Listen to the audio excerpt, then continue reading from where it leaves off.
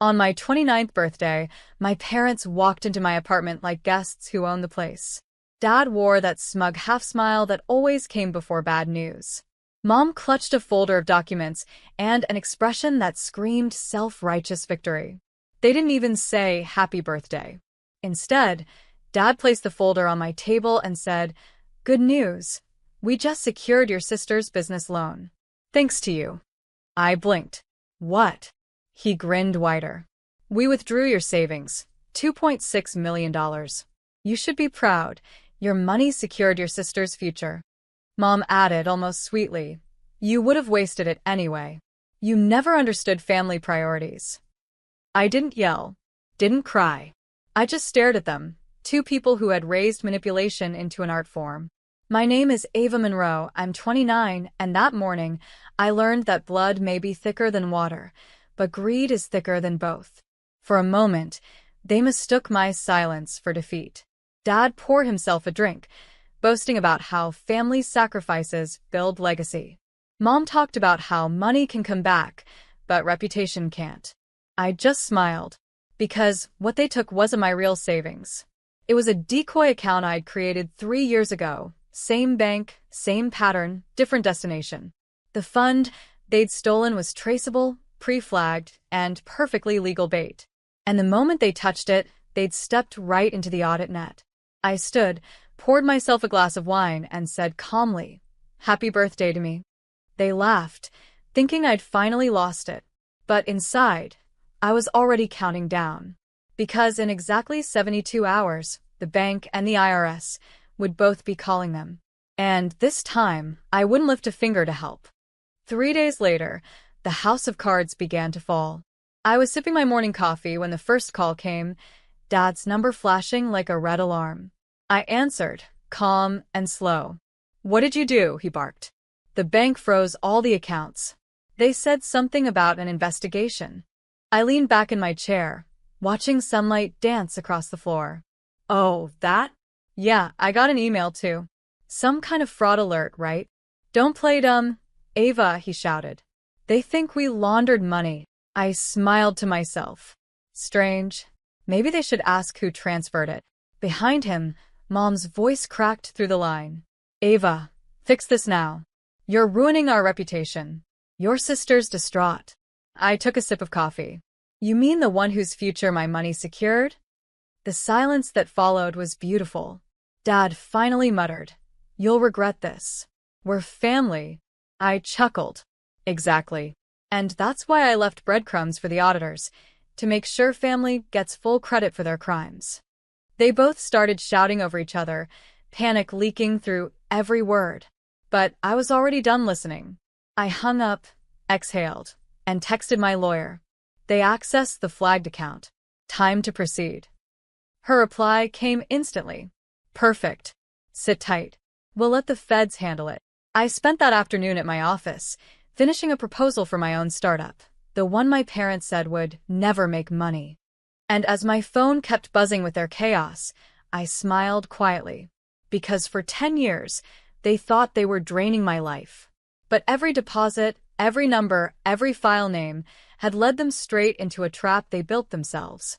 The birthday gift I'd waited a decade to unwrap. By the next morning, their panic had evolved into desperation.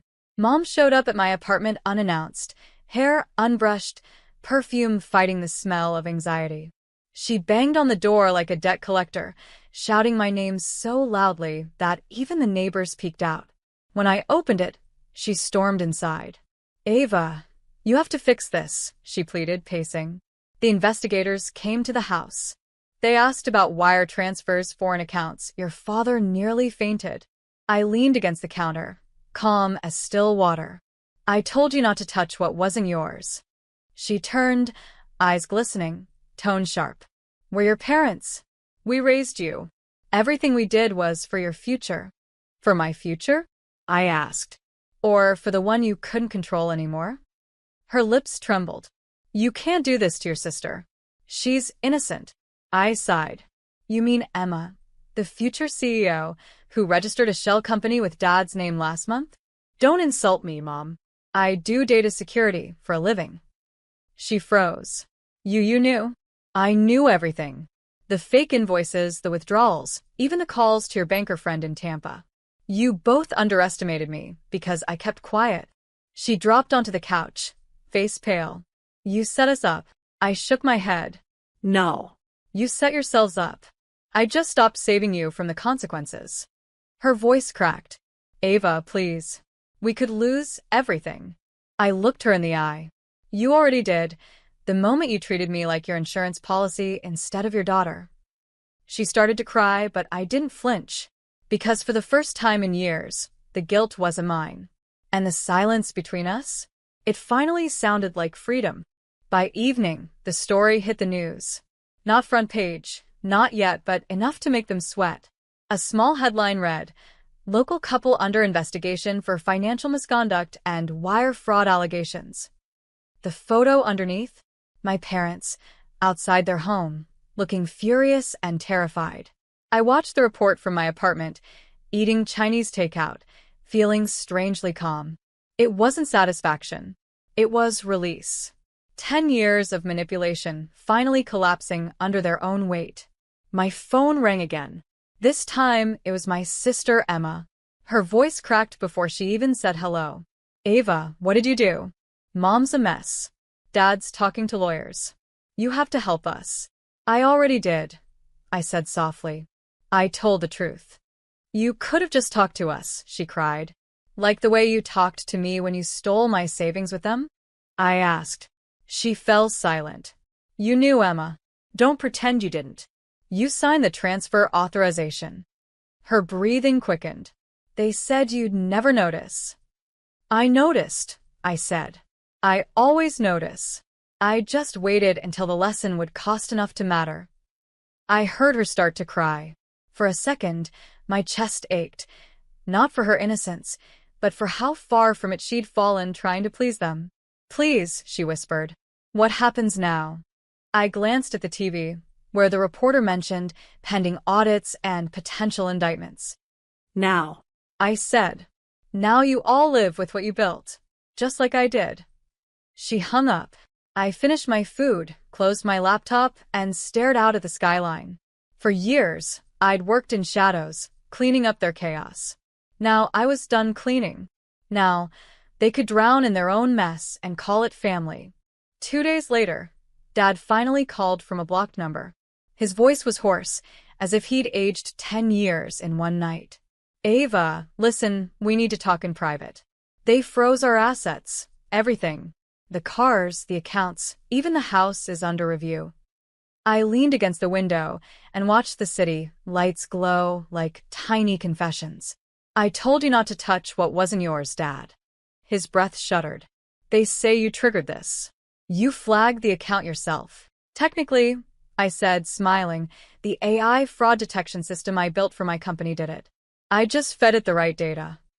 There was silence, then a low laugh that sounded half admiration, half defeat. You really set us up, didn't you?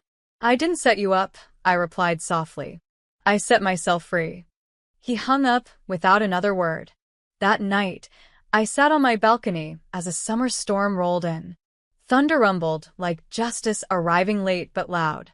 My phone buzzed again, this time a text from Emma.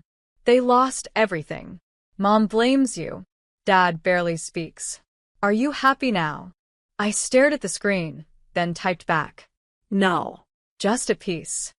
I deleted her number after sending it. When the storm finally broke, I felt it. Not guilt, not triumph, but clarity. The kind you only get after surviving people who call betrayal love. They once told me I was too quiet to make an impact. Now their silence echoed louder than any apology ever could. For the first time since I was a child, I didn't owe anyone an explanation. I just let the rain fall, washing away the last of their control, one drop at a time. A week later, the news broke bigger than before. Front page headline this time, Florida couple charged with tax fraud and asset misuse. Their names, their faces everywhere. The same people who once bragged about family pride were now being dissected by the media they used to impress. My coworker, Noah, slid the newspaper across my desk that morning. These the folks you mentioned once? Damn, Ava, looks like Karma didn't need your help. I just smiled faintly. Karma got my memo early. It was strange how normal life felt while theirs crumbled. I still made my morning coffee, logged into meetings, reviewed contracts for my company's next $3.2 million deal. The contrast was almost poetic. But that evening, an envelope arrived at my office, unmarked, no return address. Inside, a handwritten note in my father's tight cursive. You could have stopped this. You were supposed to be better than revenge. And beneath the note, a faded childhood photo of the three of us at a beach, Dad holding me on his shoulders, both of us laughing. For a moment, I couldn't breathe. Because he was right, I was supposed to be better. But they never left me the chance to be. I folded the photo gently, placed it back in the envelope, and whispered, "You taught me this." That night, I walked through the city, its neon lights reflecting off puddles like fragments of old memories. For the first time, I didn't feel haunted by them. I wasn't the daughter they broke anymore. I was the woman they built by accident, resilient, strategic, unstoppable. And as I crossed the bridge toward home, I realized something. I hadn't destroyed my family. I'd simply removed the rot, so I could finally grow. Months passed. Their trial became local gossip, and whispers of their fall spread like wildfire. Colleagues, old neighbors, even distant relatives who once worshipped them started reaching out to me, the daughter they dismissed as too emotional, too naive. Funny how success changes the definition of family. I stayed quiet through it all. No interviews. No statements. Just focus. My company grew faster than ever. 2 new contracts, a national award, and a growing team that respected me not because of where I came from, but because of what I'd built. But one afternoon, my assistant poked her head in. "There's someone waiting for you in the lobby. Says she's your sister." I froze. Emma. When I walked out, she stood there, thinner, paler, clutching a cheap purse and a hollow apology in her eyes. "Ava," she whispered. "I didn't know they'd go this far. I just wanted to fit in." I studied her face, the same girl who once laughed when Dad called me a failure. And now, she looked like the ghost of every bad choice they made.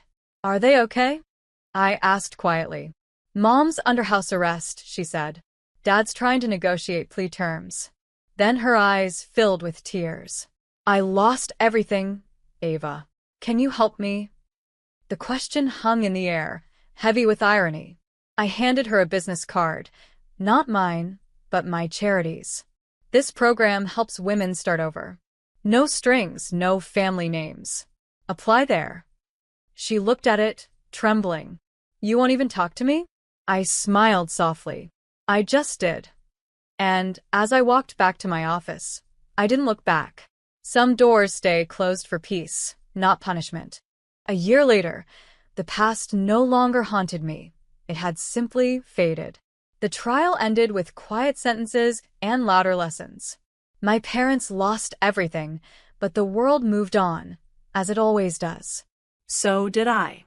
On the anniversary of it all, I drove to the coast, the same beach from that photo Dad once sent. The air smelled of salt and forgiveness. I stood where I'd once sat on his shoulders, waves lapping at my feet. In my hand, I held that same picture, now sun-bleached and soft at the edges. "I forgive you," I whispered, though I knew they'd never hear it. Maybe forgiveness wasn't for them. Maybe it was for me. When I got back home, a package waited on my doorstep. No return address, again. Inside was a simple note in my sister's handwriting. "Thank you. The charity approved me. I'm rebuilding." For the first time in years, I smiled without bitterness. I placed the note beside my desk, under a frame that read, "Legacy isn't what you inherit, it's what you build." The sun dipped beyond the skyline as my phone buzzed, an email from a national publication requesting an interview. "We'd love to feature your story, from estrangement to empowerment." I stared at it for a long moment, then typed my reply. "Only if we talk about rebuilding, not revenge." Because the truth was simple, revenge was never the ending. It was just the mirror that made me see who I'd become. And as I turned off the lights that night, I realized I didn't need closure. I already had peace.